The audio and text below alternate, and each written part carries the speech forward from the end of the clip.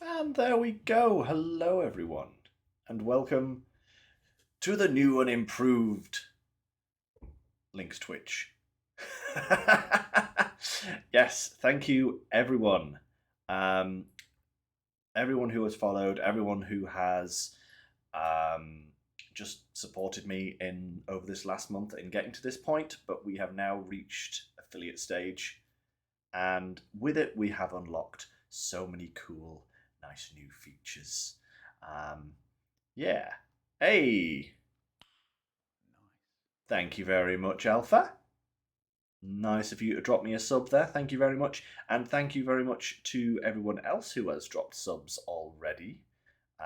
Shout outs to my wonderful Natalie.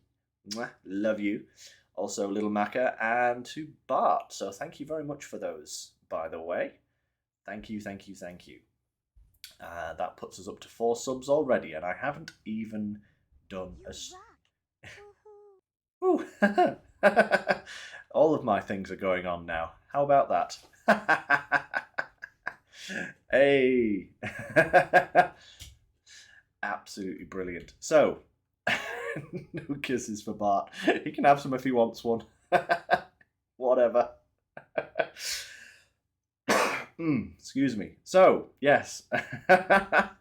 What are we doing today? Well, as I mentioned in my last stream, guys, today is the 25th anniversary of the launch of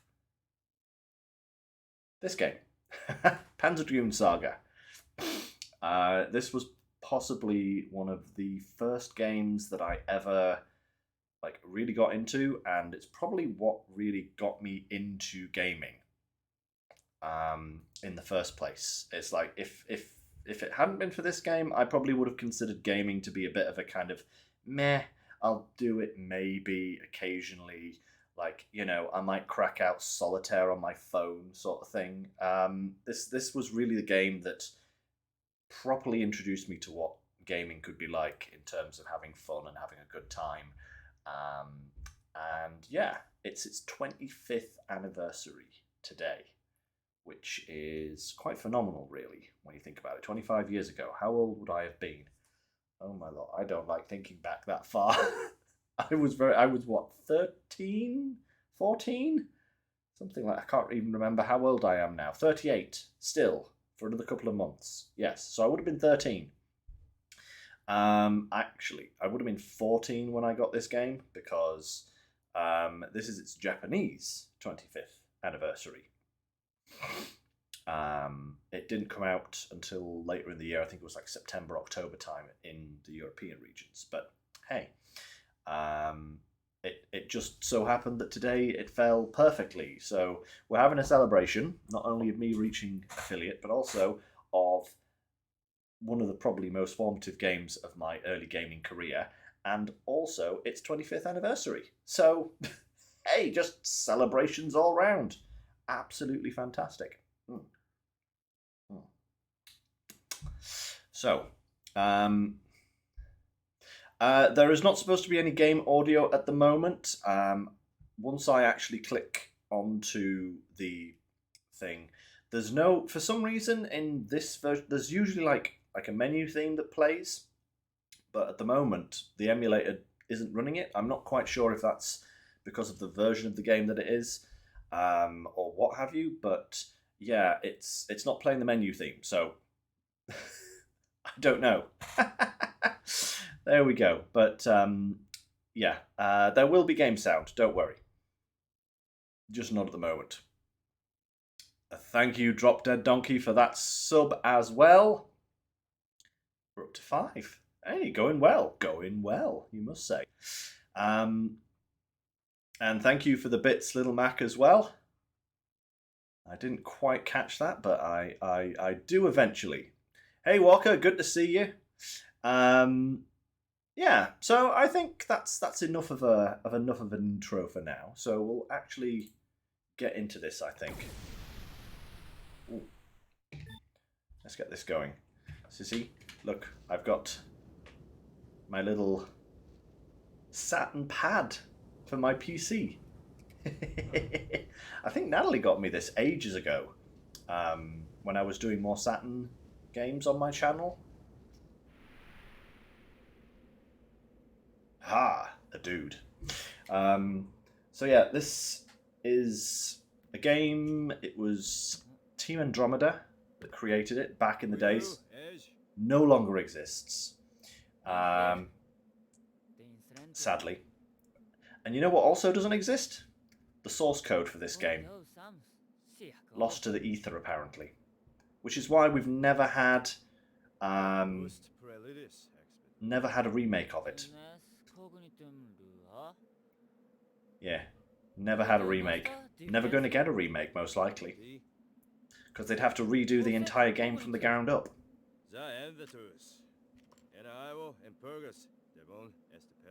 And if they were going to do that,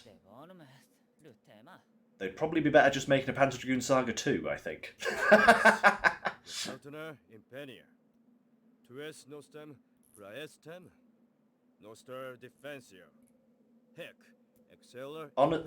Honestly, Bart, I'll say this much, right? The Sega Saturn was a console that was unfortunately released probably ahead of when it should have been. And also, and was very difficult to develop for, but it looked amazing. You know? This is probably one of the best looking games on the Saturn, by the way. Most Saturn games don't look this good. But this one really was quite a phenomenon when it came out. How's the sound levels, by the way? Because my sound level is like really loud for some reason. I'm getting blasted by this intro. But how is it for everyone else? Is it pretty good?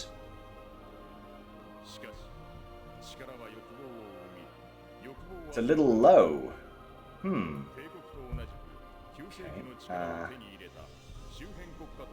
Audio's decent.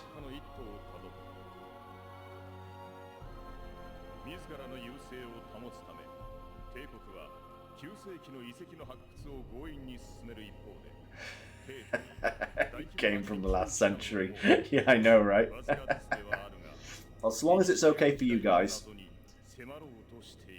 I will bear the slightly louder volume on my end. It's not like blowing my eardrums out, but it's probably a little touch louder than I would have enjoyed it. But as long as it's good for you guys, that's all that counts.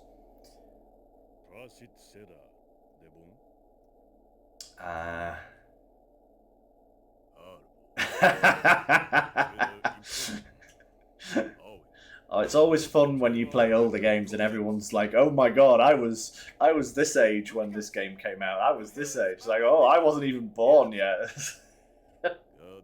I wouldn't be surprised if there were probably some people, probably not in the chat at the moment, but I probably bet there will be some people that will watch this that weren't even alive when this game came out, you know.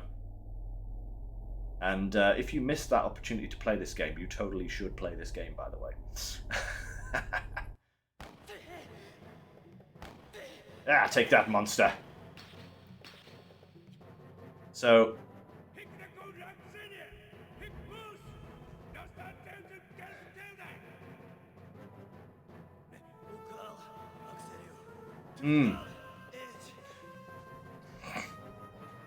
yes.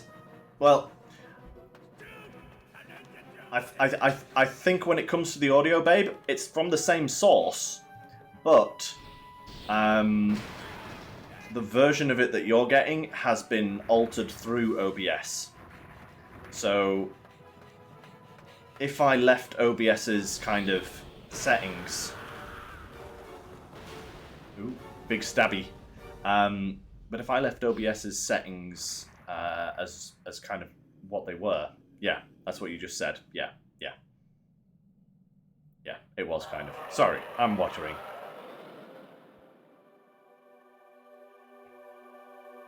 But yeah.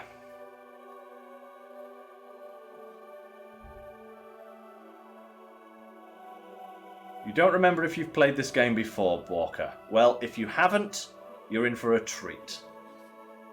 Because it really is a good one. He's behind you. Stop looking at the pretty girl and fire. Ah.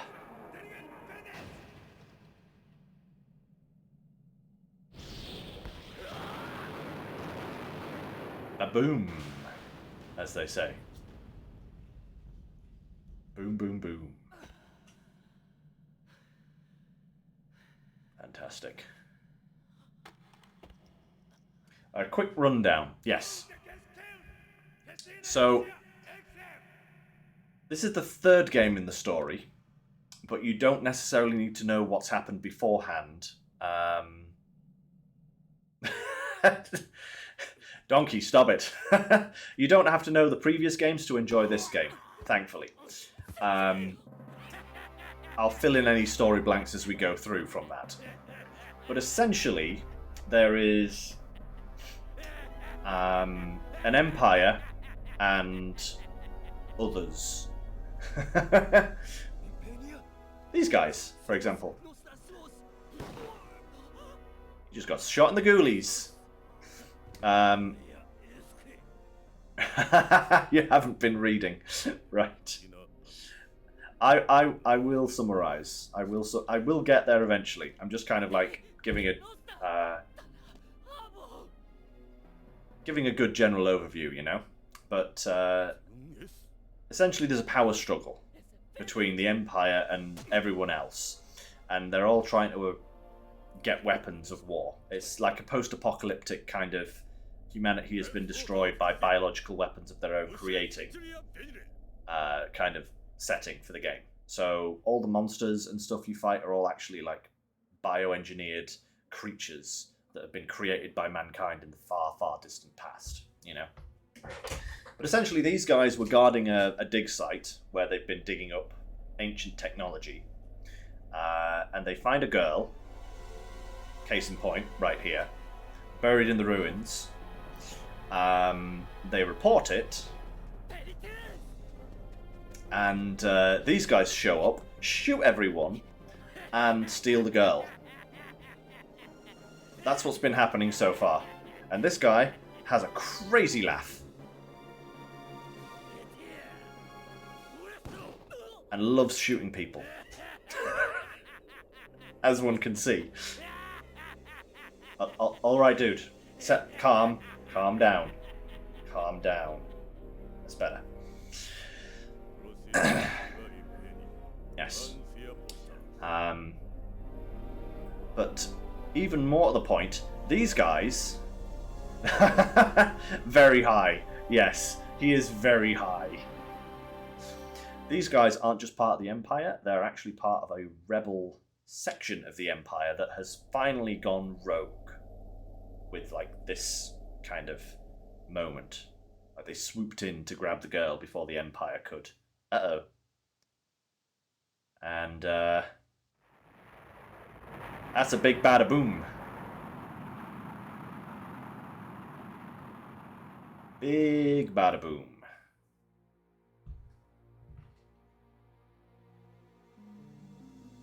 Mutiny, yes. Yes, well, kind of like rebel faction, you know.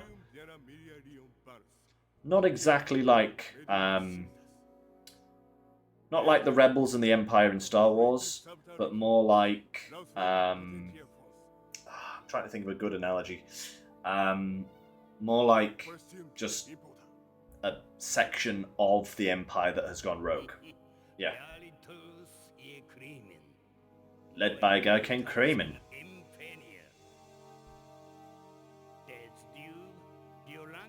Indeed. Yeah. That's a good comparison there, babe. Yeah. Imperial Daleks and the Rebel Daleks. So like a rebel faction within their own faction sort of thing, you know?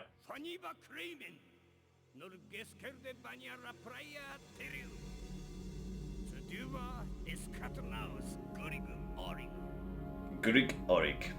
Biggie boy ship. We'll be seeing more of that guy later. So yeah, so essentially, there's kind of a couple of powers at work. There's the Empire, who are the big kind of bad. There's the forces led by Kramen,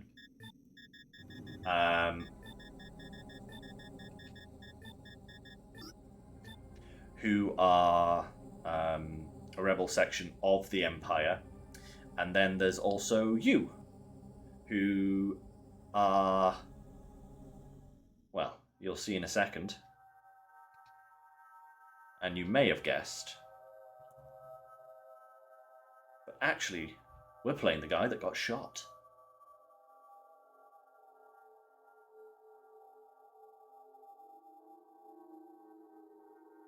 I will say one thing for this game. It does have a rather large opening section. Spoilers, but by about 4 seconds there. Because... Ooh, lights on.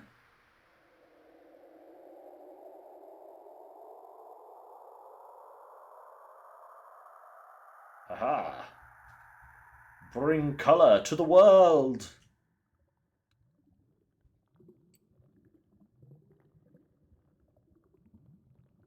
Looks like B5. I'll give B5 some credit. It does look slightly better than this, but I can see what you mean, babe. B5, for those uninitiated, is Babylon 5, which is a TV sci-fi show from the 90s. And that is also a great show, and if you haven't seen it, you should totally watch it if you have any interest in sci-fi whatsoever. It is quite possibly the best one ever. Totally biased, not biased, you know?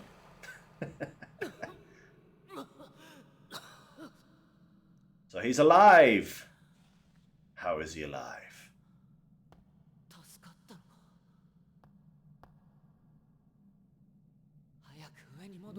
Maybe, babe. I don't know. I don't know if that's possible. I don't know what the legalities are of just showing an entire episode on Twitch. I think there'd probably be some kind of copyright issue there. Either with Twitch or with just, you know, showing a TV show for free, which is still kind of under license. So, oh. Uh-oh. It didn't do that before in testing. Uh-oh.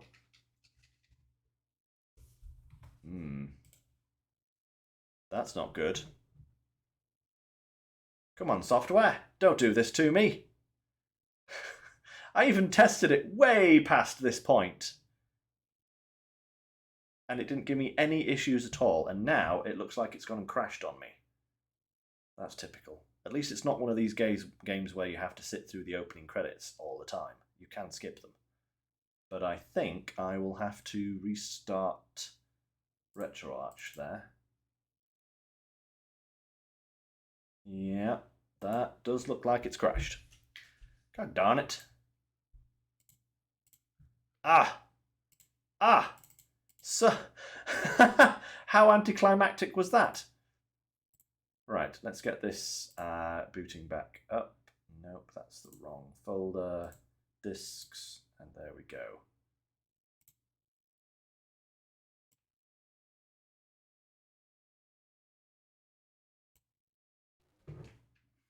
There we are.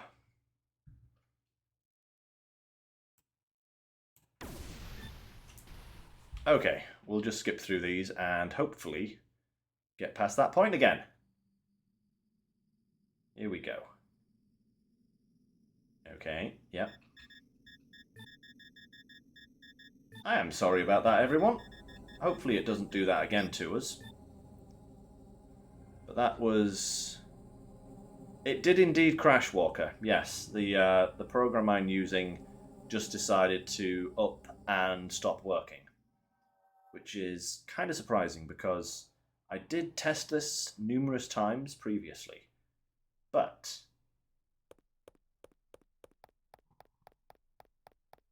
Hey, there we go. That's better. Alright. So now we can actually get into it.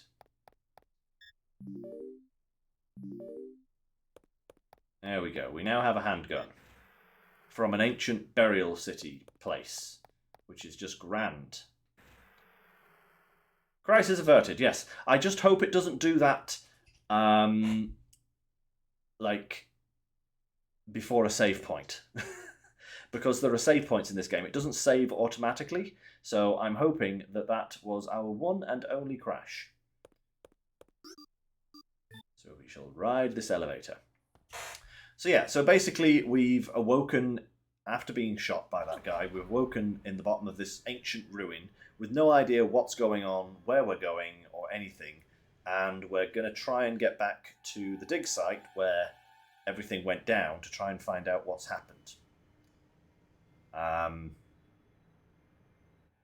Panzer elevator. Yes. Actually, the name of this game, Panzer Dragoon, is actually German. Or I think it's German. And I think Team Andromeda were from Germany. They weren't like Austrian or something like that. I think it's completely Germany. And it actually means Armored Dragon, Panzer Dragoon. As anybody who knows anything about World War II might know, because the Germans used to call one of their tanks the Panzer. And that just meant armoured vehicle, armoured tank, you know? So that's where the name comes from. Yeah, what did you expect from a gun you found at the bottom of a ruin? It no worky! Not good. It's like, did you really expect it to have ammunition after all this time?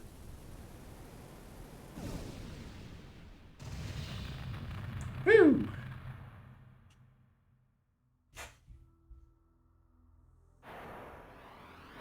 Speaking of dragons, we finally meet the game's namesake.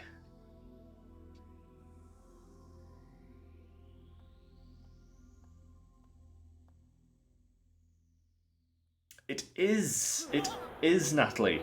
Actually, they had to give up on it fairly early in development, to be honest.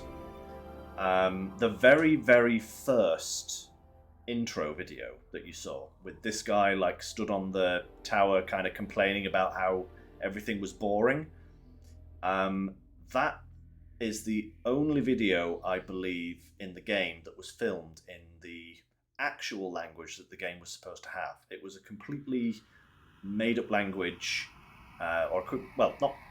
made up, but invented language. There was actually kind of,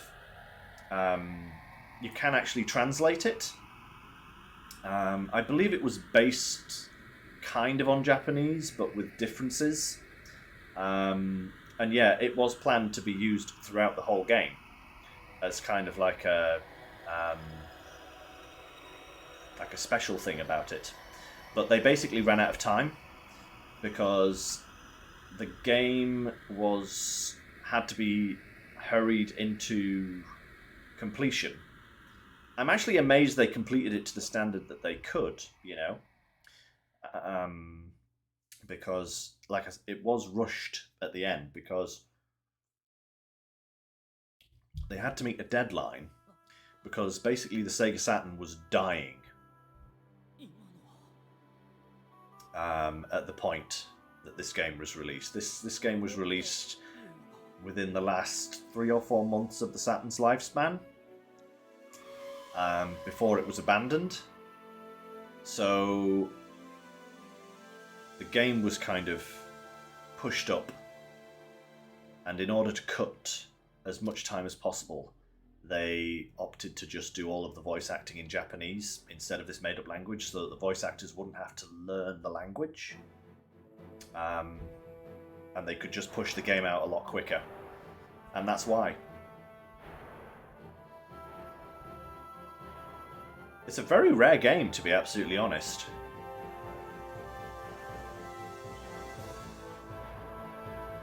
I believe only something like, I think it was about 5,000 copies actually got released in Europe. Don't quote me on that figure, but it was something along those lines. It was a really, really small release. And once it was gone, and it never got reprinted.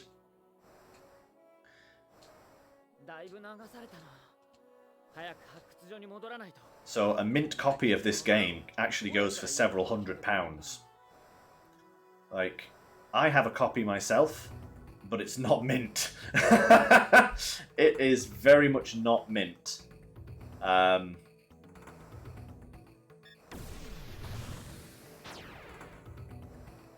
Yes. Woo! Dragon. I believe I can break these. Or break some of them anyway. There we go. Perfect.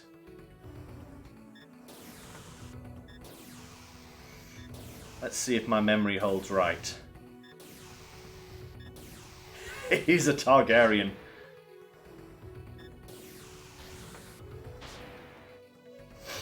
So, the soundtrack in this game is quite possibly one of the best soundtracks ever put into a game ever. It is so beautiful. I think this is one that has an item in it. Yep, there we go. Perfect. I believe the next one is... Let's just blast that first. This one is one that we can break as well. Can you tell that I've played this game a lot? There we are. The reason I'm not breaking the other ones is because they have nothing in them. Now, this one I'm not sure. I think it has, but I can't be... Yep, there we go. Marvellous. So this is all just getting some nice items for us for selling later on, basically. Have you told how this game is important to your streaming? I did kind of touch on it briefly at the start of the stream, babe, yes. Essentially, this game kickstarted my YouTube channel. It's the first game I ever streamed, and if you want to look back on YouTube, probably wouldn't recommend it. My video quality back then was terrible, but it is the first game that I ever streamed on YouTube. Right. Let's just drop a save there, and now we are safe, hopefully from glitches. But yeah, that was probably 10 years ago now that I did that. At least 10 years ago. Ooh, a few little... Not sure if... Yeah, I think those are little graphical anomalies there that you could see on the bridges.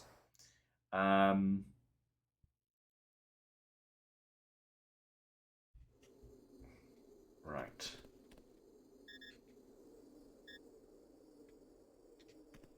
Some of these boxes also have things in them.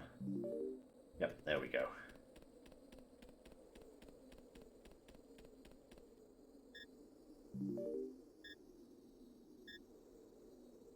Okay.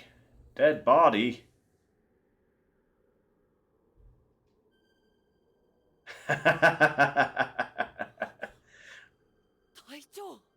Captain! There we are. Heading north.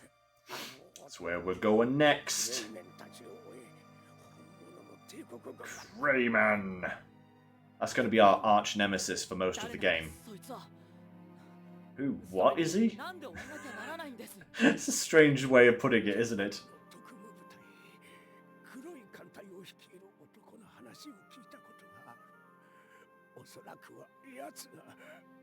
The Black Fleet.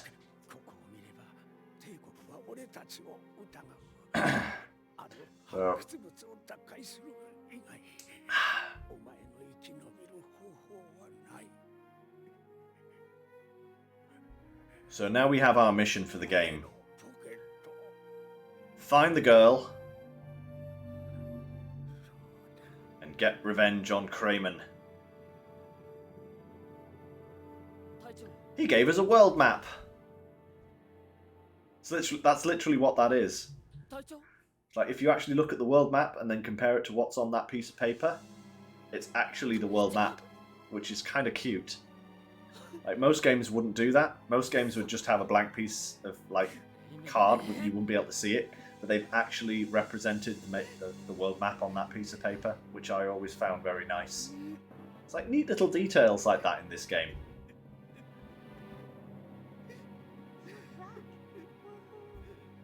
Hey, thanks for the bits, babe. Biddy boys. So now we got our battle tutorial, which I don't need. Get out of here, minecart. Right.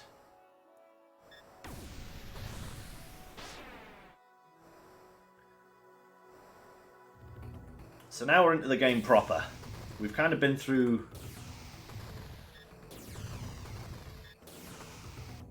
We've been through the opening levels. We've had all of our tutorials. And now we're back into it.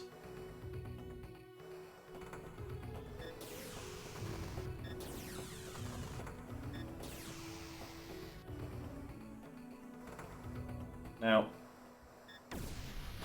I have to say, this game has one of my favourite battle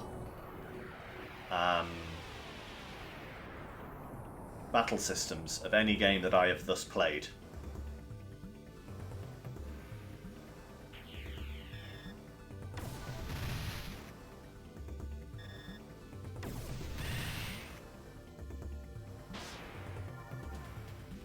Only a great. Boo. So essentially, you're... Oh! Wasn't expecting one here. So yeah, it's random encounters. I am rusty. But this... Nope. Couldn't do that any faster, so that is literally down to my level. In order to get an excellent on that, you have to finish it with one shot. So essentially, the game battle system is like take that and head back out again. But it's kind of a real-time battle system with like directional positioning, so you can be in front, behind, left, or right of the enemy. And depending on where you are, determines if you can hit like weak spots or if the enemy will hit you with powerful attacks. Oh.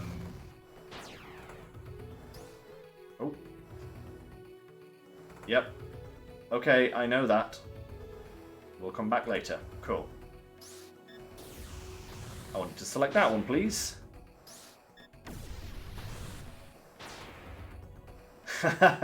Don't worry, Donkey. I'm quite well versed in this game. I know how to power my way through most of the random encounters with relative ease.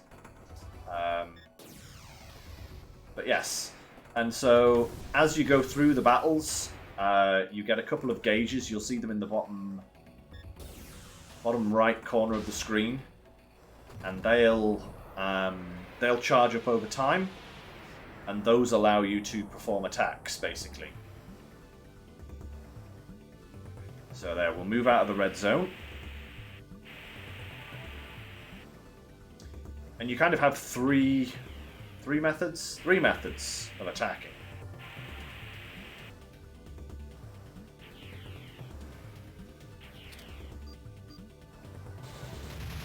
You got your gun, your lasers, and later on in the game we get essentially magic. They're called berserks. But they're essentially magic spells. Pachoom!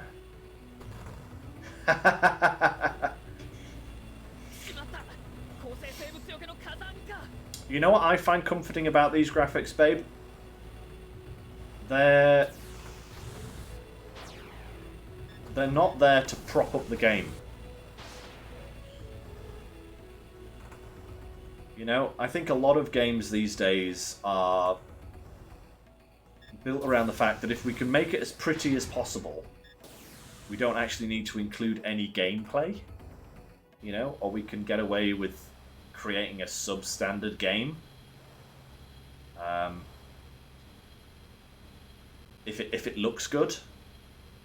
And I mean, this game does, considering its age, it does look good. But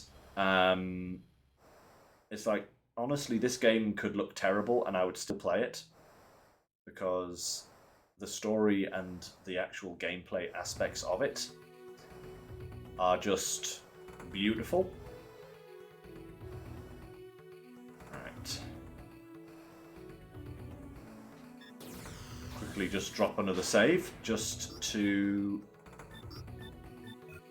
save us from any future glitches. Hopefully we don't have any. But you never can tell.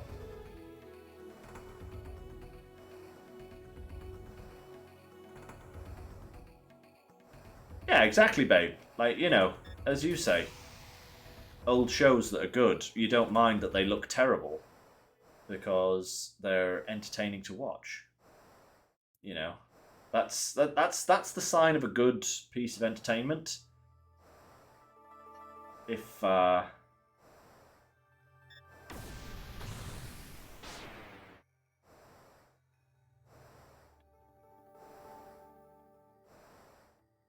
crashed ship there. There is like a little recorder in that ship that you can access, but it's just extra text. So I'm not going to bother getting it. I don't need to. Oh, snappy boys. And we take our first damage of the game. That's pretty much unavoidable.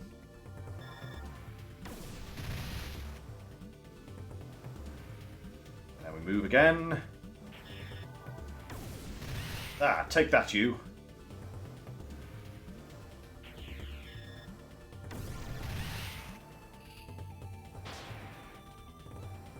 That's not bad. Hey, and there we go, our first magic spell. And wouldn't you know it, it's a heal. Big surprise there. Right. Let's carry on. Yes, Walker, it's 25 years old today. So, where would that put it?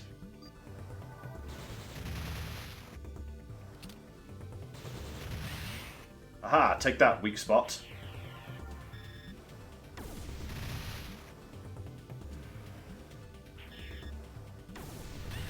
Boom. Put it at 98? Yeah, 98. There's your excellent. Haha, perfect.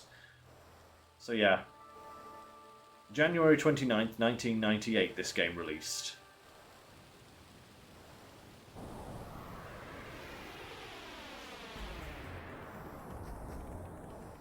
Our first mid-boss.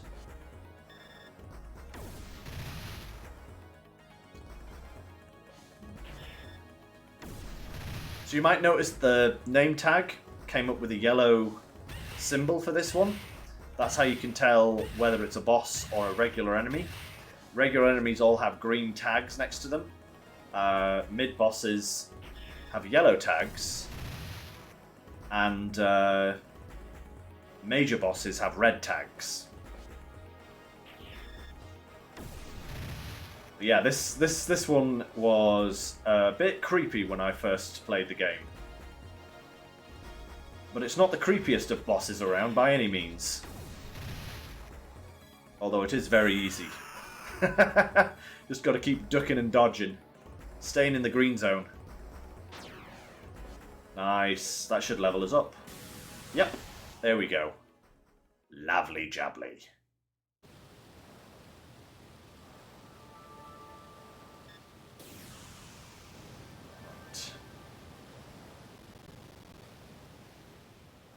There we go.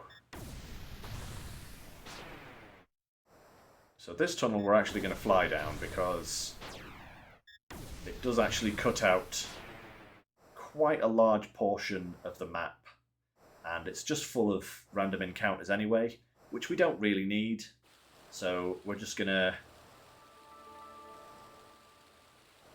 carry on. There we go. You can see how the radar's flashing. That's another feature. So the radar colour actually indicates how dangerous an area of the game you're in.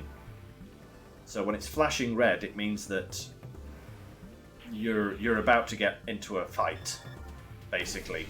It's like there are a lot of enemies right here.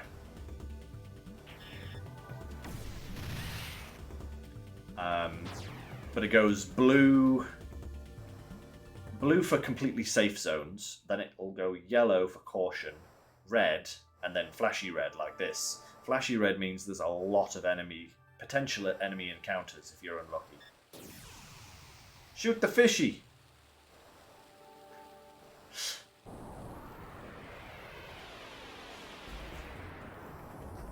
It's back again for round 2. If memory serves me right, this is like one of the only mid-bosses where you fight several of them. Like most times, you'll only have one mid-boss and one final boss in any area. But this starting area, for some reason, has 2 mid-bosses. Never understood why. But as you can see, it's same process. Only it should just take a little bit less time now, because we're more powered up. Ooh, jump again. And one last time. Ciao! I don't think we'll get another level up from this guy. Don't think that'll be enough experience to put us to level 4. No, not quite. So we're still level 3. That's fine, though. Because now we are heading to the end of this area. Oh. Nope, we don't want that. So, here's where I'm saying we skipped out a lot of the level. Anything in blue on the map is where we've been. So as you can see, we went in that tunnel there and came out there. And we skipped out all that black area. Or that dark area, I should say. Into the tunnel.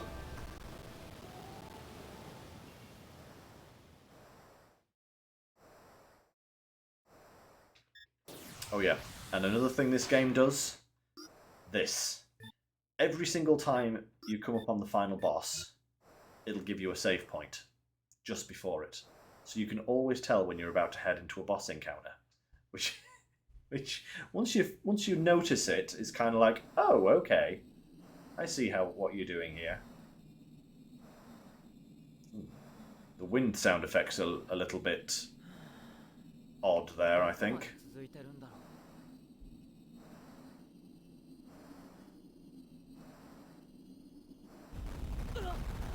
Oop, big explosions.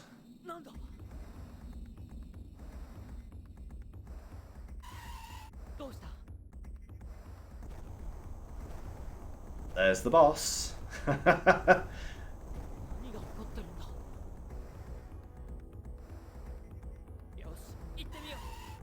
Let's go.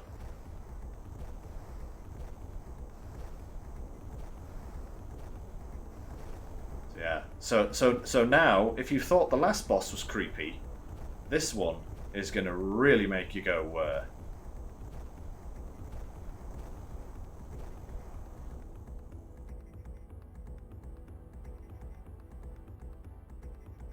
Run, little dude, run!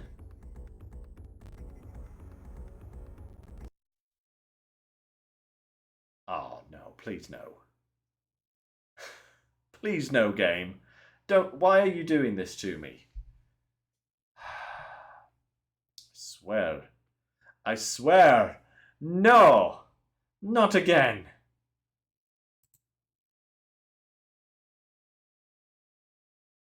Oh, come on. You were doing so well. At least I did save. Yeah. That's, Oh, man.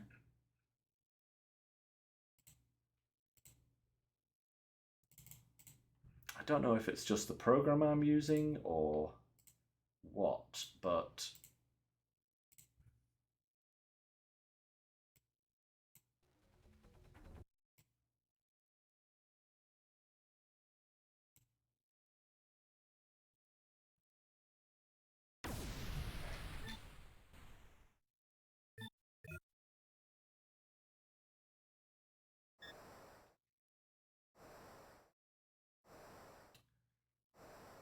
Maybe do that next time, babe, yeah. I think that's that. Well, I might do that next time. We'll have to see. Just speed this bit up. We've seen this bit.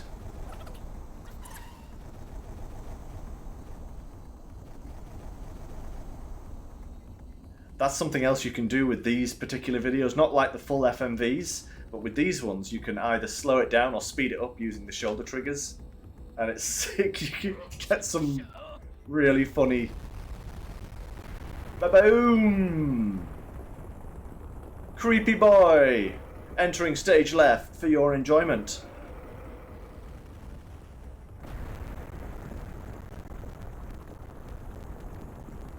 Ha ha!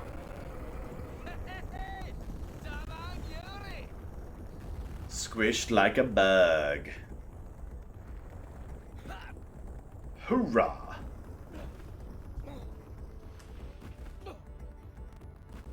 That's a very creepy boss, I will say. Very, very creepy boss. Oh, he's back!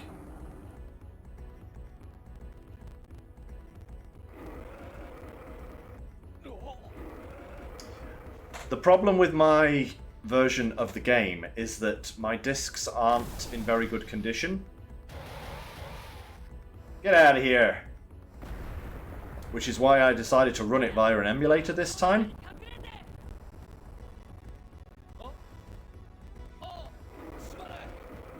But maybe I should try and get it to work with my discs for next time.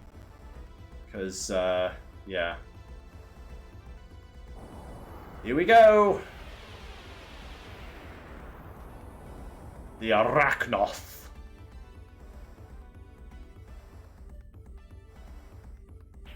Right. We wait, we wait.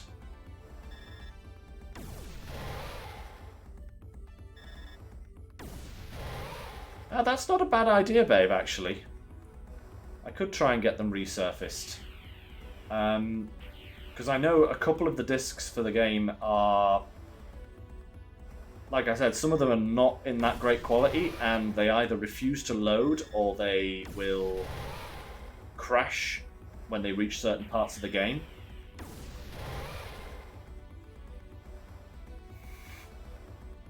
So, yeah, I'll have to look into that. Maybe something to do before next stream.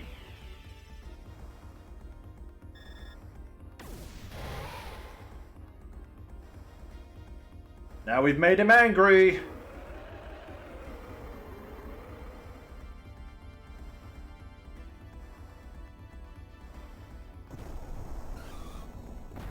Ba-boom!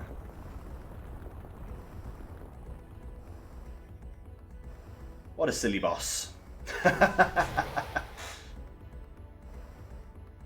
So now we can just go ham on his weak points until he wakes up.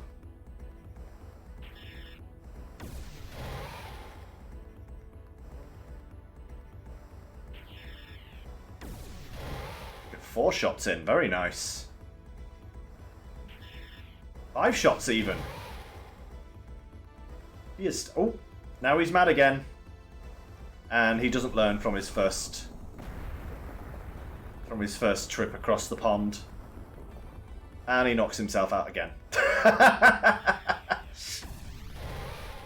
Yes, I know. I've noticed that the health is flashing. Don't worry.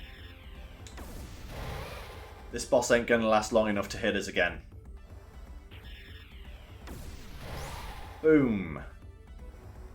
Down he goes.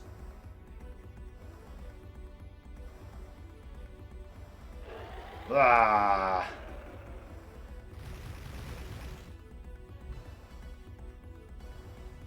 Even in death, he's a flashy person. Boss. Creature bug thing. That line there, actually, guys, that I sure hope this thing is dead, actually terrified me as a kid. Yes. There we go. So, as a kid playing this game, I had no idea about, like, you know, if bosses truly died when they died or anything like that. And I had such a hard time beating that boss. I couldn't work it out. I couldn't work out the pattern because I was still quite new to gaming. And, you know, I finally beat him after several hours of trying to beat him. And the character says that line, I sure hope that thing is dead. And my brain immediately went, oh my god, please tell me I don't have to fight that thing again. I was just like, no! Don't do that to me!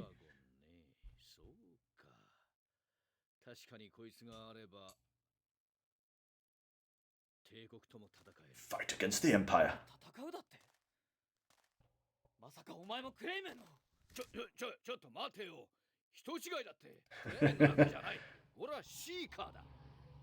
Yeah. Well, I think modern games are kind of expected to do that almost. It's like every time you knock a boss out, they go, oh no, I'm out of here. And you just go, yeah, you'll be back later. It's like I'm playing Fire Emblem Engage at the moment on my Switch. And the number of times I've killed a boss so far, only for them to come back like 2 fights later and go, hi, remember me? It's like, yes, I do. Let me beat you again. But no, in this game, bosses do not come back. They're dead, they're dead. That's just how it is.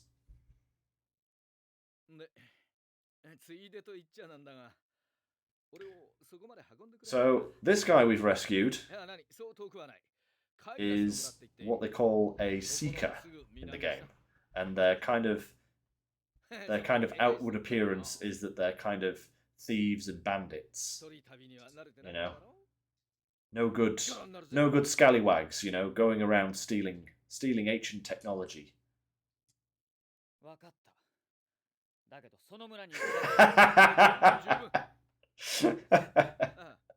Okay, babe, I'll give you that one. Okay, yeah, Bowser. There's a classic example. Yeah, that is totally fair. Totally fair.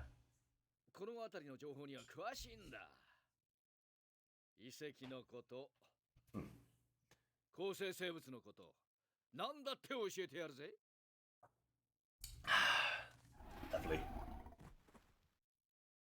Raw. So we got a travelling buddy. Basically, like, you know, they thought he was with Crayman. He's not with Crayman. He's a seeker. They're going to give him a hand. And we're going to take him to the village of Canis, which is a bit broken.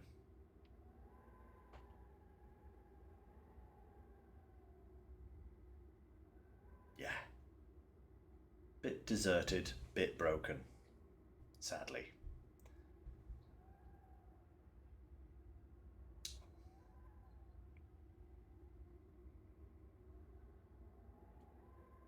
It's a ghost town. But yeah, what I generally mean is, well, I was new to gaming at the time. I didn't appreciate the fact that bosses may or may not come back at times. And having had such a hard time actually beating that boss, I was just like, no! I don't want to fight him again. The work of those monsters. Yeah. Oh. Just adjust my sitting posture there. It's like...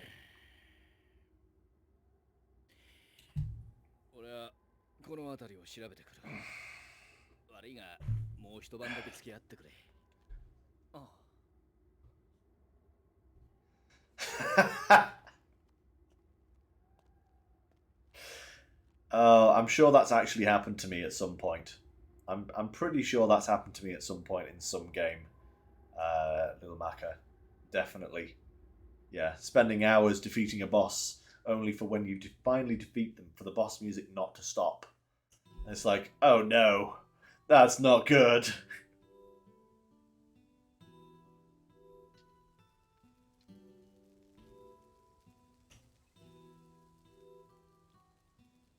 So yeah, the village has been ransacked by monsters, basically.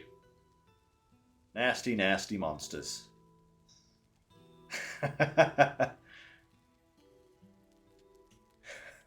Both of you said it together there. Yeah, that's definitely Dark Souls. Yeah. Can't say I've never... Well, actually, I have... I think I've played a Dark Souls game. It wasn't Dark Souls, or was it? No, it was. I tried Dark Souls 3. Yeah, because we got that with the PS5 when we first got it. And I was curious about whether the rumours were true. They were true. Very true.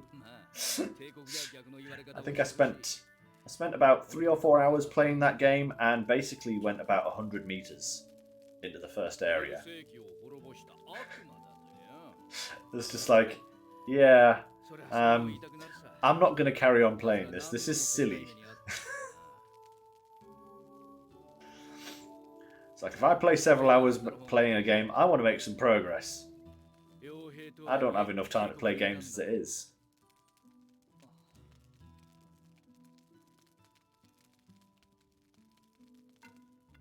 Get in there, stick. Yeah. So wait, what is it these two are actually talking about? Oh, yeah, there we go.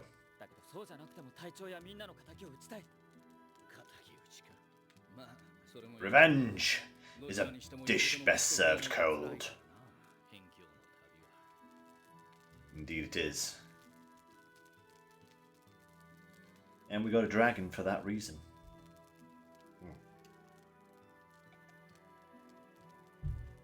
Did I finish my coffee?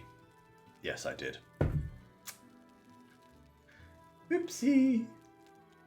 Ah, still smells of coffee though. Ah. Delicious. Hey, not fair, dude. Yeah, exactly. This guy is like, so hey, yeah, what are you doing out here? And our character's like, oh yeah, totally great. We're here to avenge our captain and get this guy called Kramen. And he's like, so what are you doing out here? And he's like, well, I'm not here to kill anyone.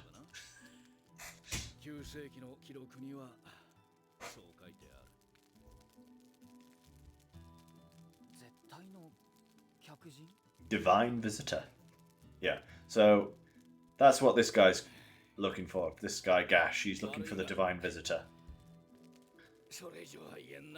A dude. Something written in legend.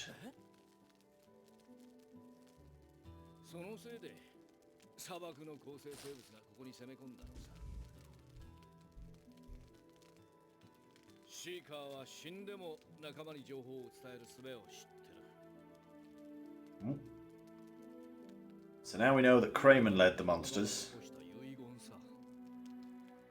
Wrote that message in his own blood.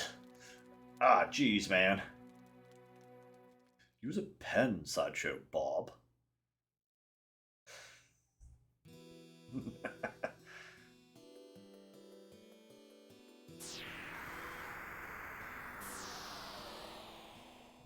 And now we're at camp, we get a heal.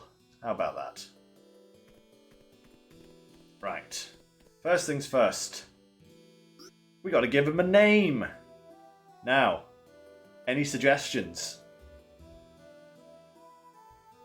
Any suggestions from the chat for a name for our dragon? If not, I'm just going to go with something. I don't know what. Spaghetti. Boxer. What else? Any other suggestions? I kind of like spaghetti, to be absolutely honest. Dragony boy.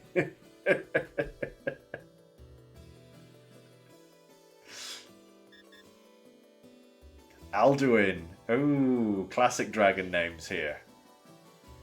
Dragoon.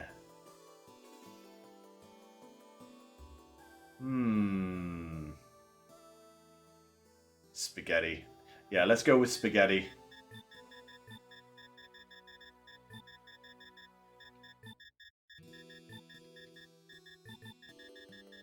Spaghetti! Mom spaghetti. There we go. Spaghetti. That'll do nicely. So, let's drop a quick save down just to save us from any further glitches. There we go. Now we've got our dragon's name on the save file as well.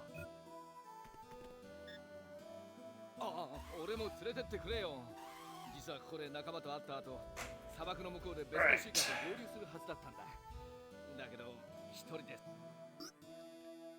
Sure, we'll give you a lift. Right. So I'll just skip through this conversation. Ooh. There we go. That's all we need to know. Now we can leave the camp. Flying spaghetti monster. Perfect. Absolutely perfect. So actually, let me just show you guys. That's the world map. That's the entirety of where we'll be going over the course of this game. Yeah, this shows where like Kramen's forces have been going. But this is where we're going right now. The Garil Desert. Flying spaghetti monster. I love that. That's really good. Alrighty then. Now we've got ourselves a field map. Oh, and a fight. Hey, nice going, babe. That's the little mouse game, isn't it? Right. Let's get behind him.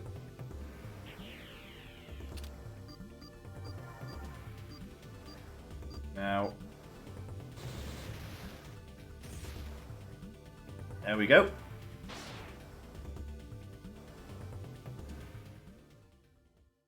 If you kill the mummy fly, the other ones disappear, you see. Not the most EXP efficient way of... Oh.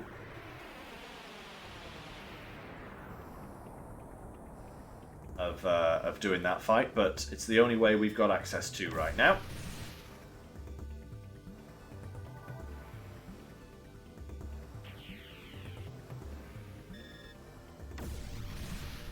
Uh-oh. Our lasers got split. That's not good.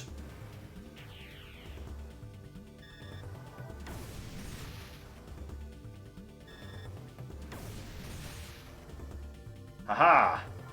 Take that. Ah, nice.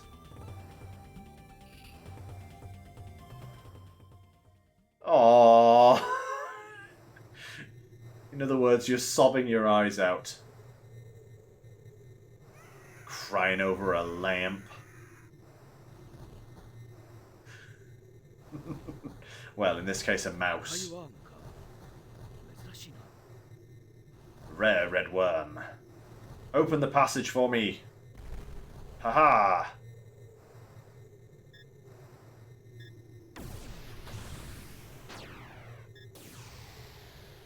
Alright. Down into the passage we go. Actually, that's true. A mouse that could power a lamp. So this is like a little secret area. With goodies at the bottom. 3 shield chips. Those are very useful. So, ooh, excuse me. Some spells in the game have items that you can duplicate their effect with. For example, there is actually a Berserk for a shield. But those little items allow us to do a shield without knowing the spell, which is pretty useful. Especially for one of the bosses that will be coming up later on.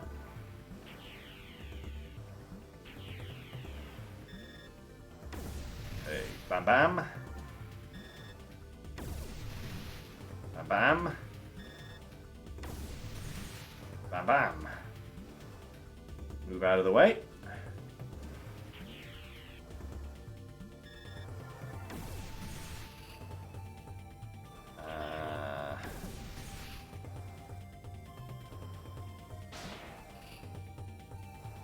And another excellent. Oh, nice. Holy Sphere. That's like one of the best berserks that you can get early in the game. Very, very useful. Right. Let's grab these items and then we will initiate the next boss. Here we go.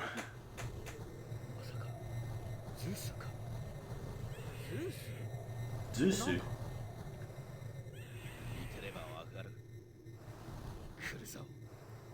And here we go.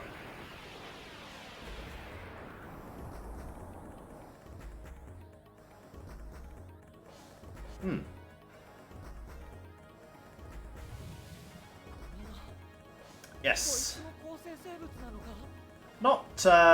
Not all the time, babe, but yes. It depends on well, when you level, you have the potential to gain berserks, not items. But yeah, you do get stuff like that. Alright, so there's the weak spot. Move around here. So this boss is kind of like, you've got to uncover this weak spot and then pump it full of shots. But the more you shoot the boss, like the more dangerous its attacks become. Aha.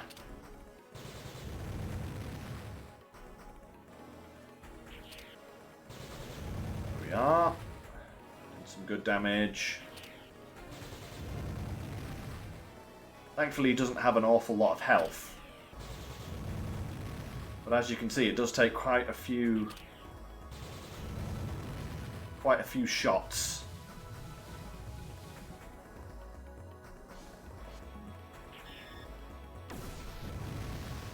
Haha! Take that, you giant pancake.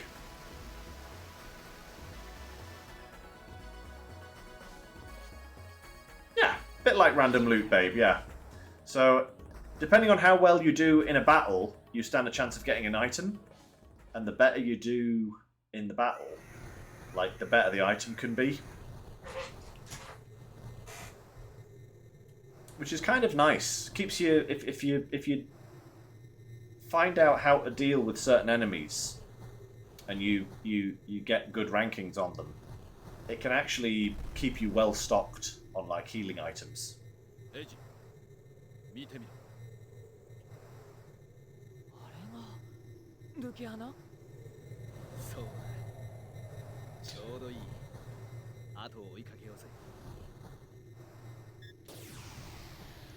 So, into the passage we go. La la la la.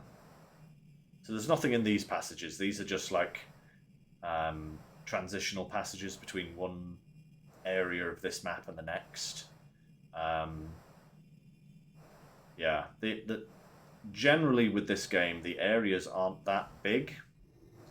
I think that was just down to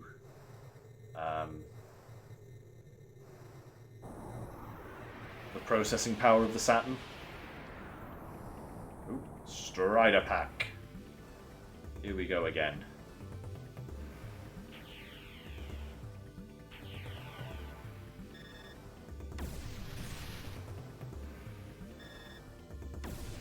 Room. Ah. That was the most beautiful laser split ever. You guys probably won't appreciate that, but like the lasers lock onto like closest targets. And sometimes they can track targets that you don't want them to track. But the way it split those lasers between those particular enemies on that time round was just like, mwah, beautiful. I think it was one with dual processors, babe, yeah. I think that's why it was so difficult to develop for. The Saturn was notoriously hard to make games for.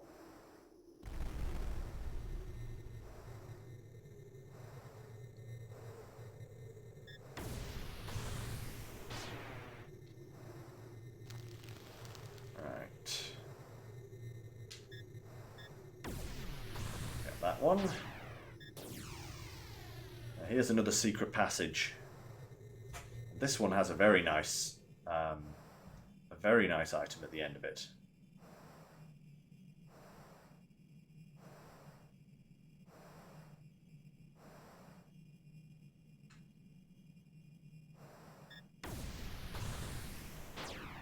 Beautiful. Right.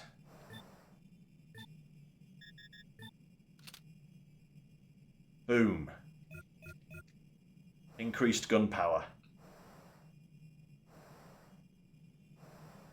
So, as the Dragon levels up, its berserks and lasers become more powerful. But in order to make your gun more powerful, you've got to find or buy attachments for your weapon that add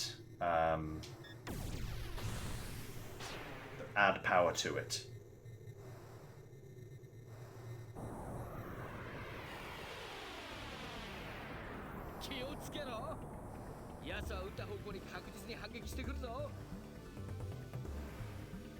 Our dude just freaks out at this thing. Blah.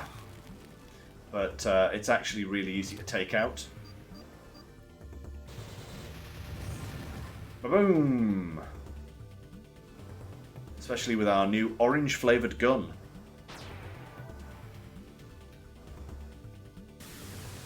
Oh, and a level up as well. Beautiful. Absolutely beautiful. Right. This is where we need to be. Let's give a little quick save here.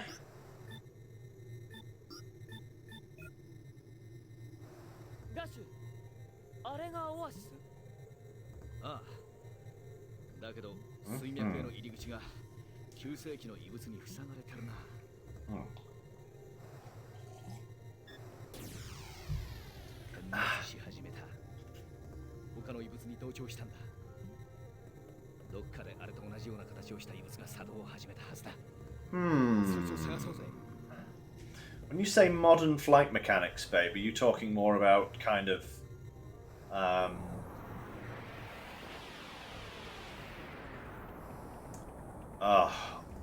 like kind of jetpack kind of stuff?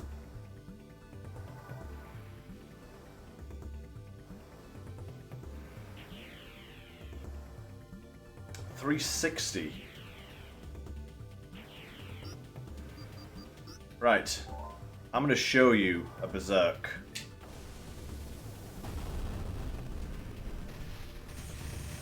And that's how you kill flies.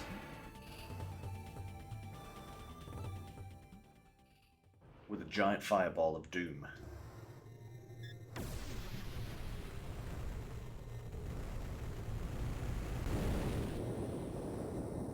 Ah, right, yeah. Like an actual flight game. I'm not sure. Maybe? Don't mind me, guys. I'm just picking up an item. There it is. The Kuo pollen. That'll come in handy later.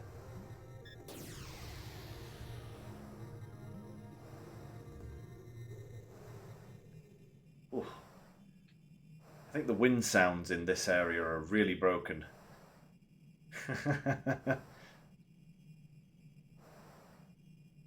Actually, that's not a bad comparison. Yeah, Starlink, Battle for Atlas. That was very much kind of a similar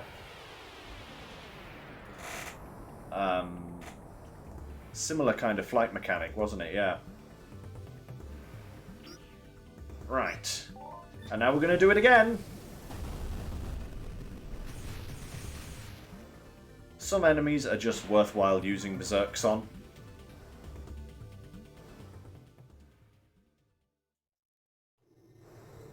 Those are one of them.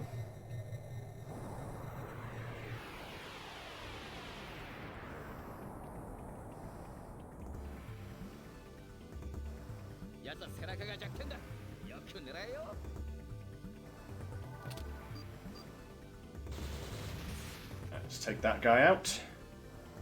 Move into the safe zone.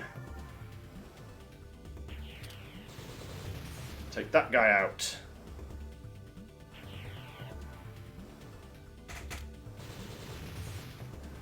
And the third one. Thank you very much, hoppers.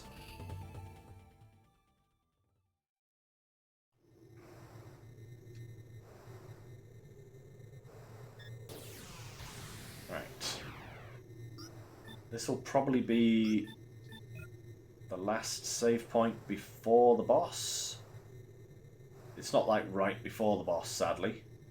So hopefully we don't suffer any problems. Should be okay though. Oh.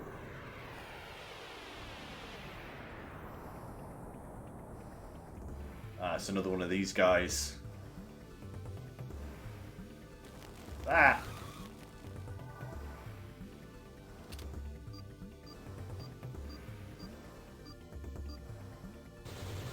Blah blah blah blah blam! Down he goes. Ah, still only a great. What do you want from me? Probably not to get hit. Actually, probably an excellent for that is to not get hit. Which is very situational.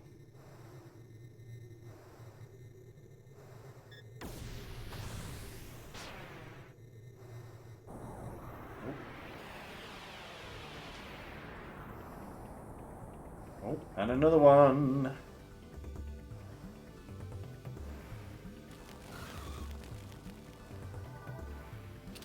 Yeah, I think the only way to avoid getting hit is to start not in front of that guy. But it's still some good experience, you know?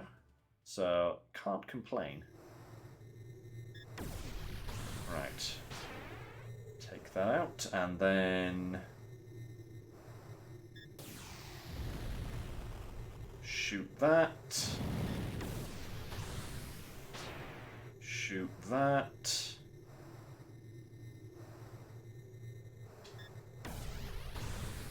That one, and now it's boss time.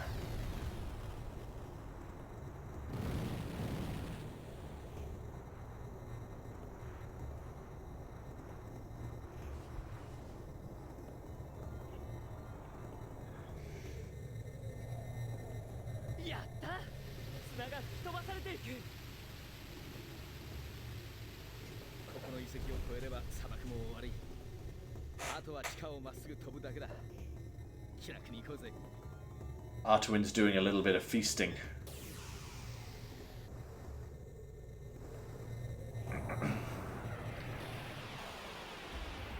On what's left of her food.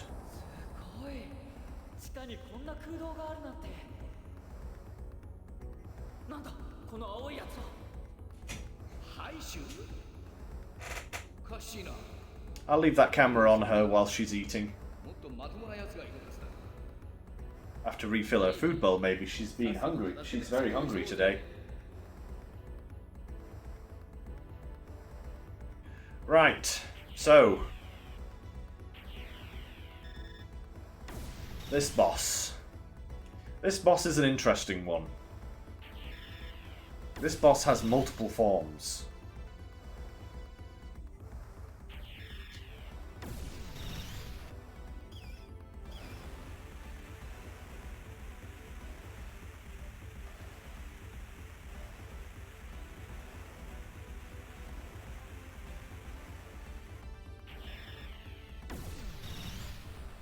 Now the little guy has a health bar. We want to try and knock this guy out before he starts being a problem. That's him done. Speaking of munching, though.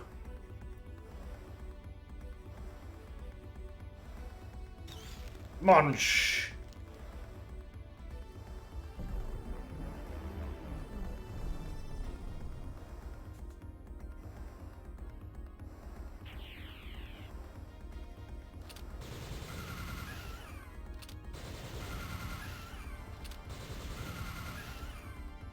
Yeah. Take that, you fiend.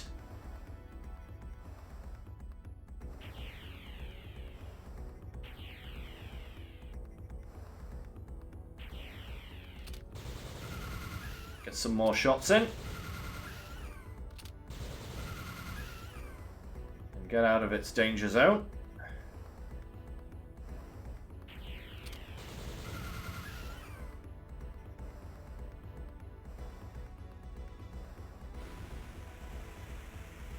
And here is where we have to make use of a very useful item we got. Shield chip ho!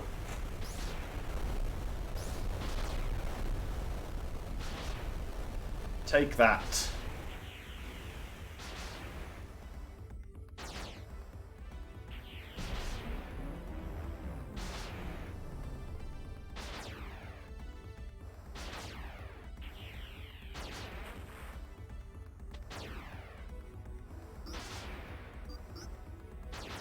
Now what we need to do is fire up a berserk.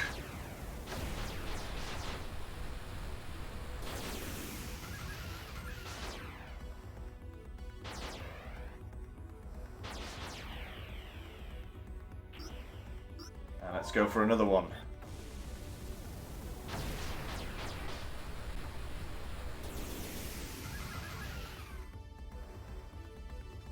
Phase 2 down. And now we enter phase 3 of this battle. And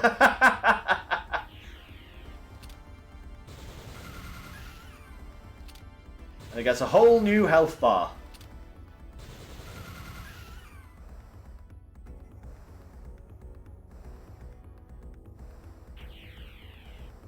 But it's pretty much exactly the same as the previous version.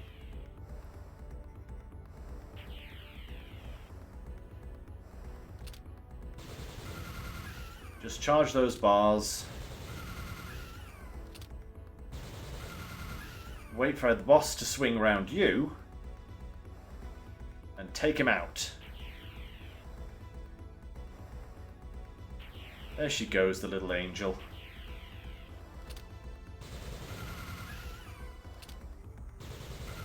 And with this new mauler attachment, making short work of this boss's health bar.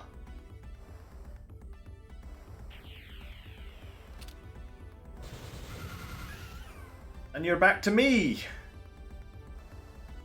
She's gone off to heat under her lamp now. 2 more shots should do it! There we go!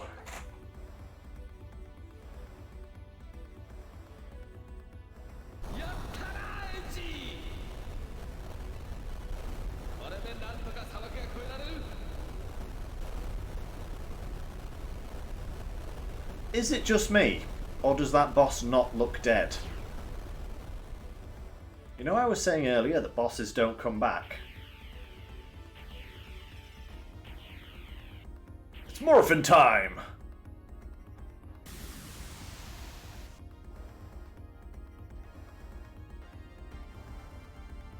Allow me to introduce you to why I love this game. Your dragon morphs into bigger and badder dragons as the game progresses. But yeah, speaking of bosses that don't look quite as dead as they were, actually isn't dead. Surprise!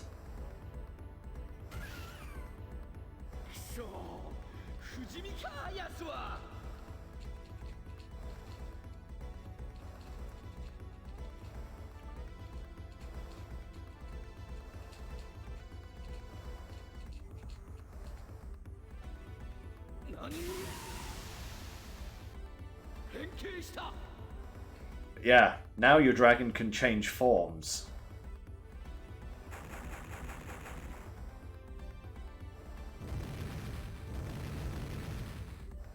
How's that for an upgrade? It's like having an APC that can turn into a tank. And then every so often turn into a helicopter.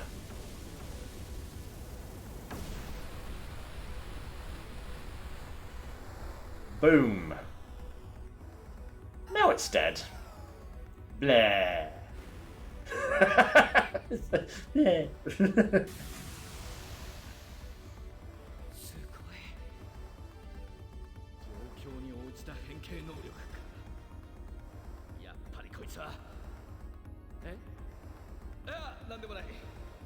What are you looking at? Hmm? She's under a lamp looking at me. A little cute thing. But yeah, that is one of the reasons why I love this game so much. And it is the fact that your dragon actually evolves during the course of the game, and it can change forms as you go through the game as well.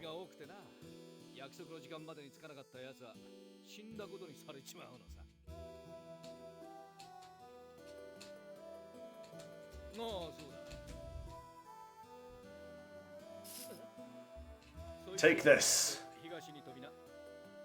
It's dangerous to go alone. Take this.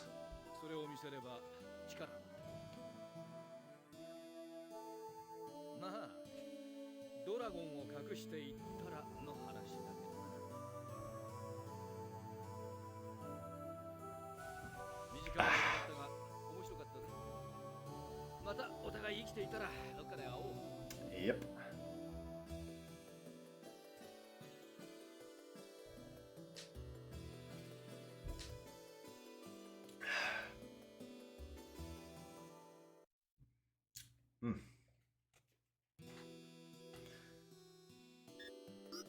Right, let's drop that save quickly before anything happens. So yeah, now pet the dragon. Rah. So now we actually have an extra feature, and that is that we can morph our dragon into different forms depending on what abilities we want to focus on. Now, personally, I tend to go for an incredibly... Yeah, perfect. An incredibly attack class dragon with a massive amount of agility behind it. And that's the kind of dragon that you'll probably be seeing me use for a majority of the game. There are certain sections where I mix it up, where berserks and such like are really useful, but a lot of the time, getting a massive boost to your raw attack power and your agility is just so good. You know, being able to, because the different forms of the dragon affect different things. So obviously your attack class dragons have greater laser power, and their attack class berserks berserks do more damage. And those are some really useful berserks, by the way. But at the same time, berserks cost more berserk points, essentially magic power, to use them. Flip side to that is, if you make your dragon spiritual, your spiritual berserks do more power. Your laser power goes down, but berserks cost a lot less to cast. So, you kind of got to weigh up what you want, whether you want more raw attack power or whether you want more magic power. And similarly for agility and defense, like if you have a defensive dragon, it takes a lot less damage, but it's a lot slower to move around things. Whereas agility, you're much quicker to zip around. So there's less openings for the enemies to launch an attack at you when you're moving. And the gauges charge quicker as well. So, there's good points and bad points to every single form. Right. So Gash has said his thank yous and has sent us to the caravan here.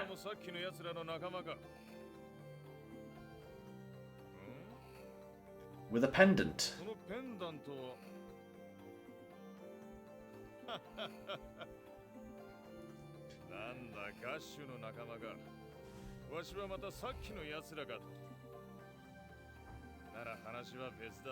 Bunch of thieving bastards. So, yeah, this guy, if you actually go around this village before you talk to this guy, all the villagers are really kind of, oh, we're not talking to you, go away, we don't like outsiders and all that kind of stuff. But once you come and talk to the village chief here, and he sees the pendant you're wearing, he realizes that you're a friend of Gash, who we just met. And then they all go friendly towards you again.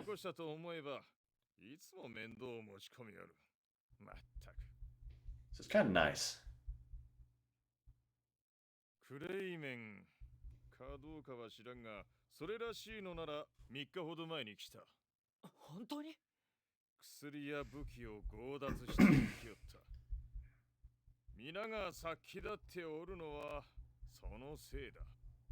There you go, you see, that's... So, Kramen and his forces came through here and ransacked the village, basically.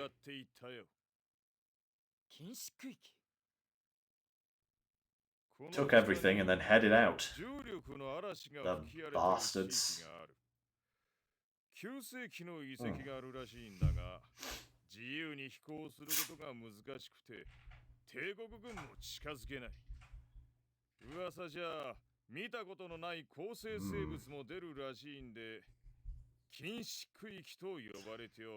The death of 1,000 pieces. So he's saying that they stole everything and then headed off to this place called the Forbidden Zone, which is rumored to be full of monsters and horrible bitey things that will kill you.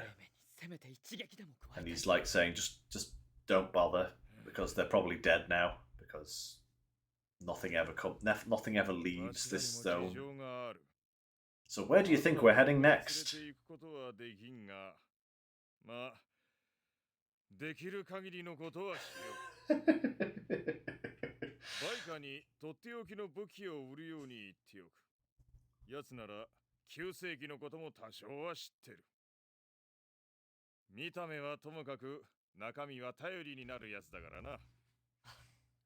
So this also unlocks the first shop of the game as well. Not that there's anything we need to buy, because I think the biggest item they have on sale that you really want is the Mauler gun, but we got one of those in our secret tunnel. So we don't need to bother buying anything, but I probably will just quickly sell all the random stuff that we have. Because that would be useful to have. The money. So we'll head over here.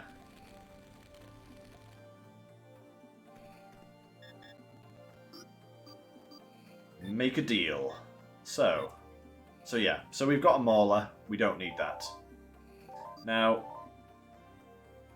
items in this game have different colours, and the colours basically tell you what they are. So, green items with green icons are healing items. Red are like offensive items. Like a blast chip, for example, is basically a holy sphere, that berserk we were using. And then some yellow items are useful, like shield chips, but the rest are sellable. And we'll just sell all of these. There we go. Nice. I just sold you everything I had, my friend, so I will be back. Alright, and then we can leave, and we now have a new destination, the Forbidden Zone.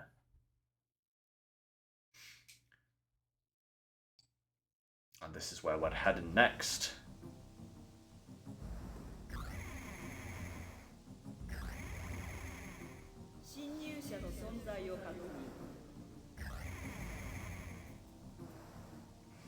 We meet our first bit of ancient technology here.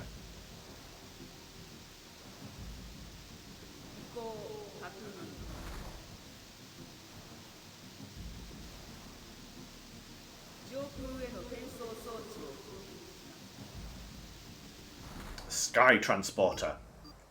So that's another tutorial on basically on the type select system. So our goal now is to go around and collect all of these blocks. Thankfully there isn't an FMV for each one, just this first one, to kind of show you what to do. But we've got to place them all back into the teleporter.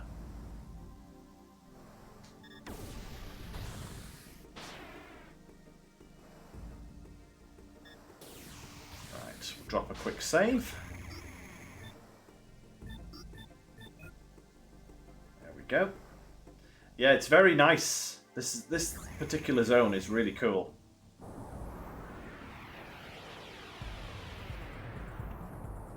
And we get some new enemies as well.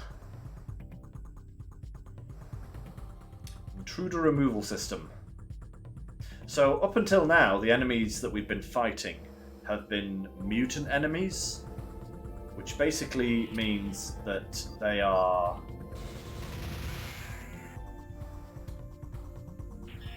they're still bioengineered, but they've kind of mutated from their original forms. Whereas these enemies are classed as pure types, which means these haven't mutated. These are as they were from the ancient times. Hang on now, where'd that block go? There it is. Away you go, block.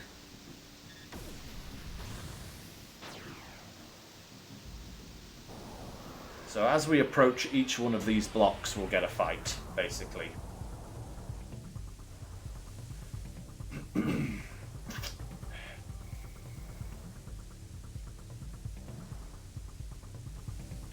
So for this pack, my usual strategy. Slap on an assault wing to up our laser power. And then we play the waiting game. Because any moment now... There we go. Open fire.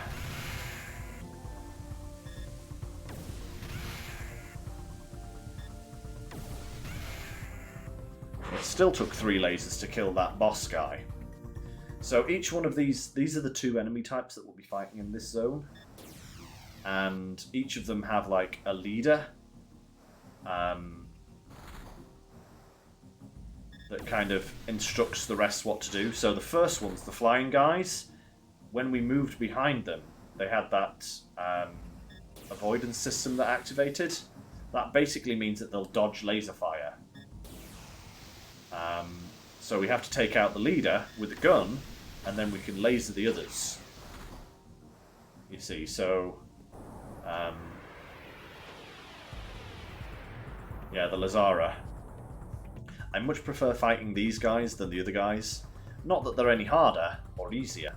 They just take less time. So the leader guy is always this one off to the right, left. Always the guy on the left. And then we can quickly just dispatch the other two with some lasers. Boom! Take that, you friend. And of course, I would say we're probably slightly underleveled at this point, because I've not been doing a lot of random encounters. So each time we have a fight, we're pretty much going up a level.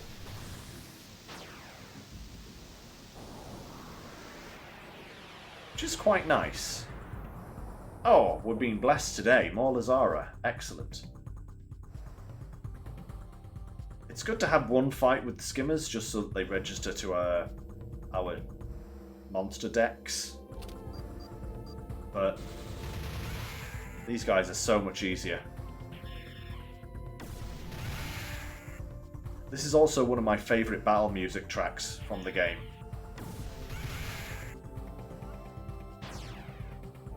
There we go, another excellent. Not quite a level up that time, that's fine though.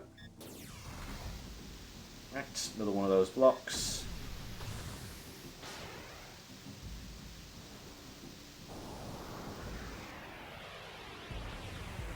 Ah, we've got some skimmers. Oh well, never mind.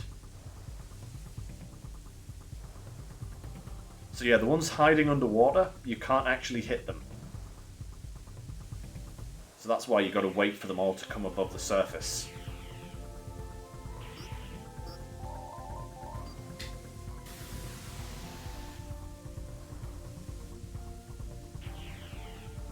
And waiting. There we go. Right.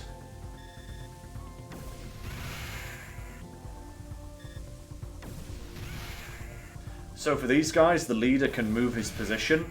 He's not always on one side or the other, but he has a different shaped head.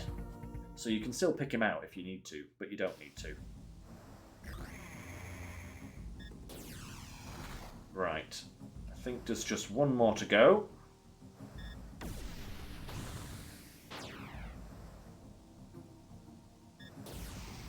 And there it is.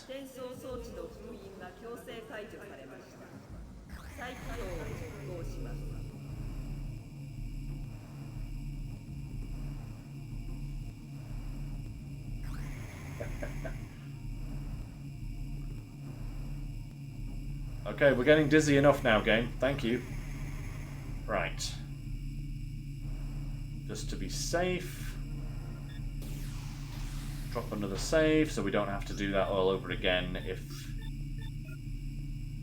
problems occur. And then we activate the transporter.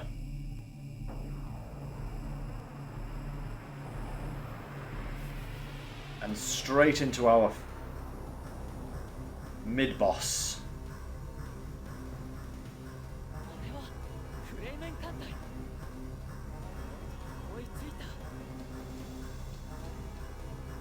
Here's Kramen.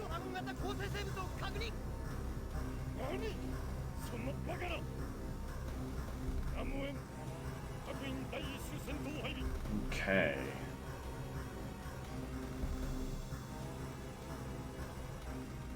So these guys are relatively easy to take down. We'll go for another assault wing. Move back behind again.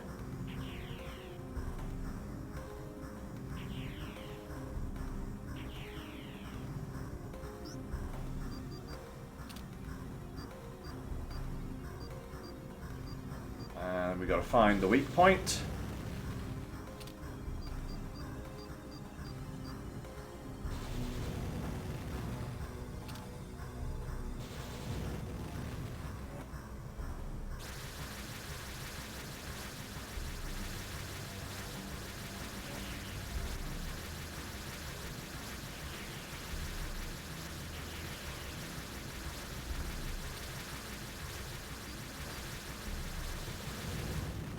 And there they go.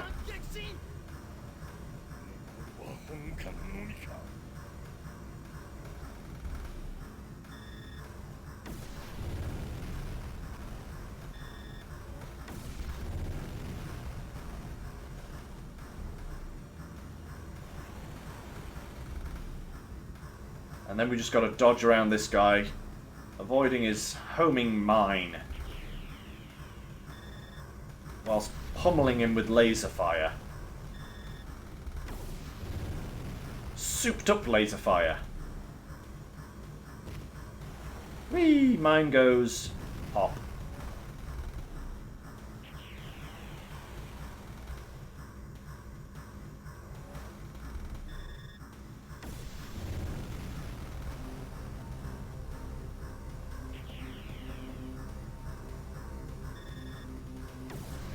Another one. And another one. I'm probably making this game look incredibly easy, aren't I? But trust me, this game was not easy initially, you know? For little 13-year-old me, this game was really, really hard. And I loved it for it.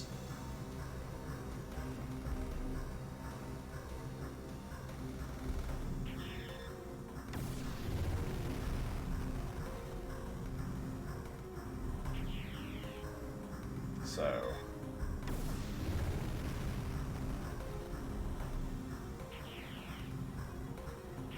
okay.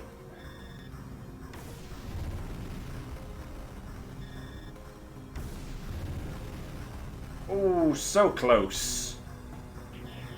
Now you're done. Actually, yes, they were. I had a couple of classmates back in secondary school. One of them was actually got me into this game because I wasn't really bothered with consoles or computers or anything like that at the time, and my friend showed me this game, and they actually, to promote this game comes on 4 discs, by the way. To promote this game, they actually gave out the first entire disc of this game on the front of Sega Saturn Power magazine. Like usually you got like a demo disc which might have like a few games on it that, you know, like you'd get maybe 5 minutes of the game or a race if it was like a racing game or something like this. This game got the entire first disc. So everything we've played up until this point was on the first disc and was on the front of a magazine that you could buy for like £4. And my friend showed it to me and I was just like, I must have this game. I must know what happens.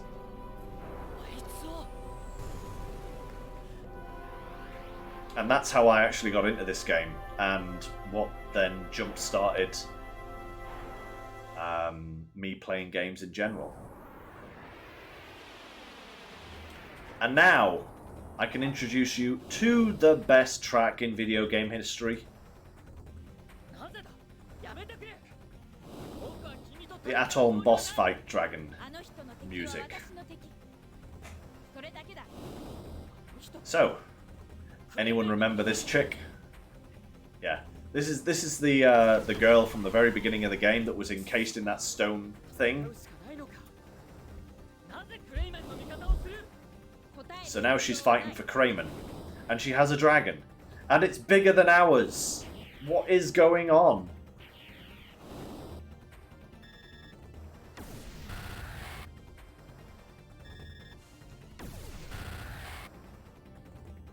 Take laser fire. So this is where it's really useful to have like a very quick dragon, because this boss, if you move behind it,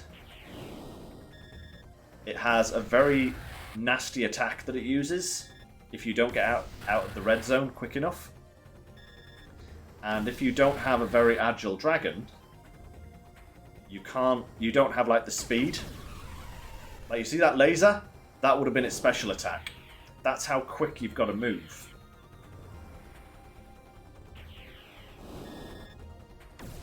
And that's why I love the agile wing dragons, because you can just move out of the way so quick. Ah, there it is. Just as I say that.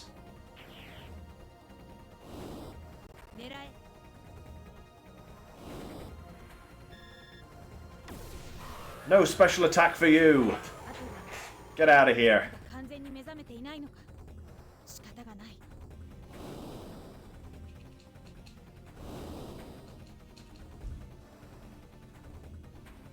But yeah, my friends back in secondary school were obsessed with this game. We loved it so much.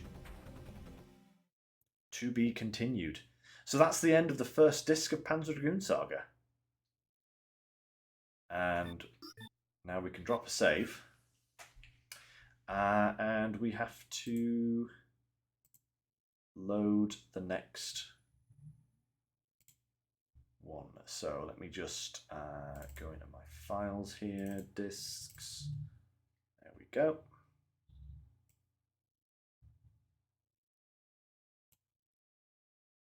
And there we are. Back to... What?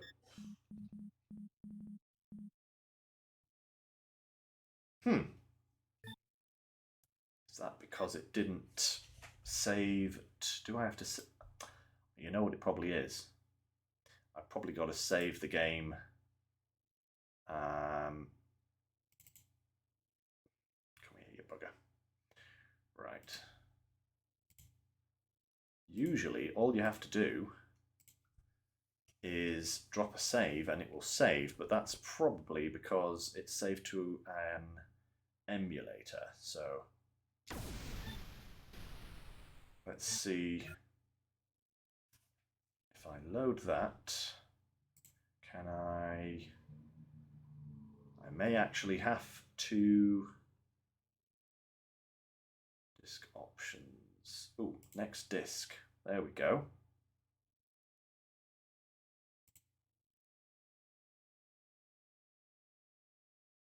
Save state.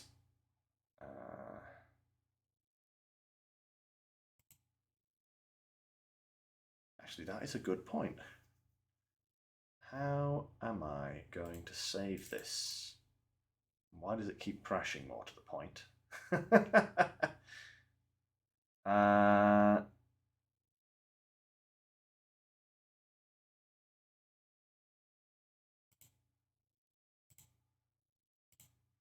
Let's just try this again. I may have to end the streams at this point, guys, if I can't figure this out. And we'll pick this up next time, because it should be right here. But obviously, because this is... I never considered this as a potential thing. I'm so used to doing it on the Saturn, where it just automatically has the data. But it's not going to have it, is it? Because it's not saving to the actual system. I thought it would have done, though. Very unusual.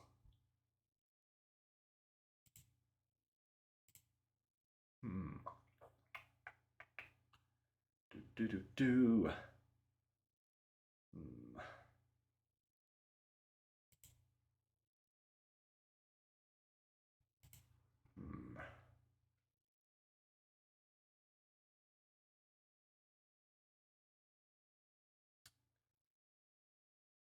Next disk.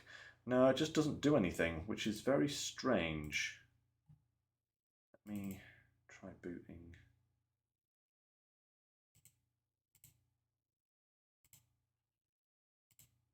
Load state, that's loaded, but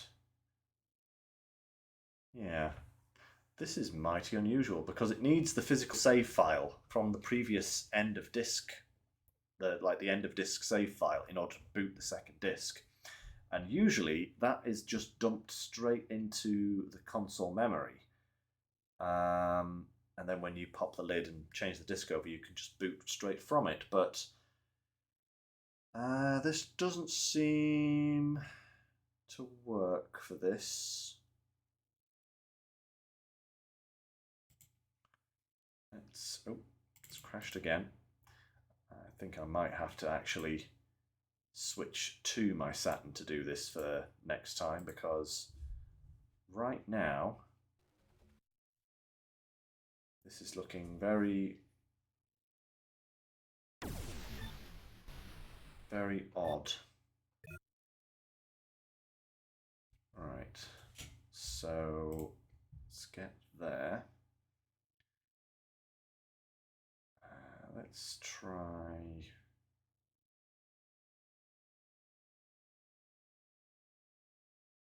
Disk eject.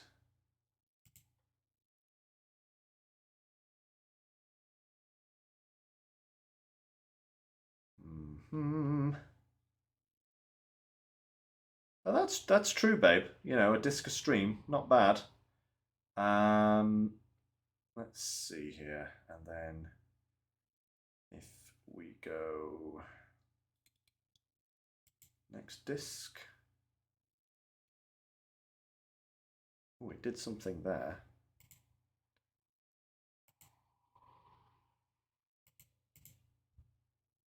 Didn't give me that message long enough for me to really read it there.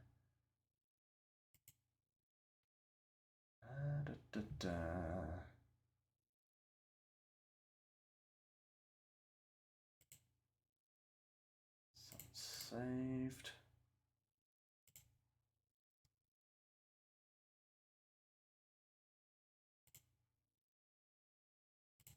Insert disk.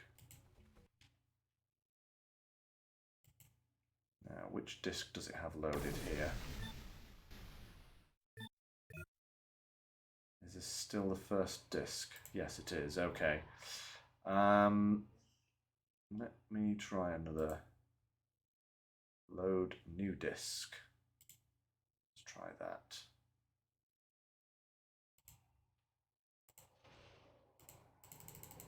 It should be right there. I've got them all in here.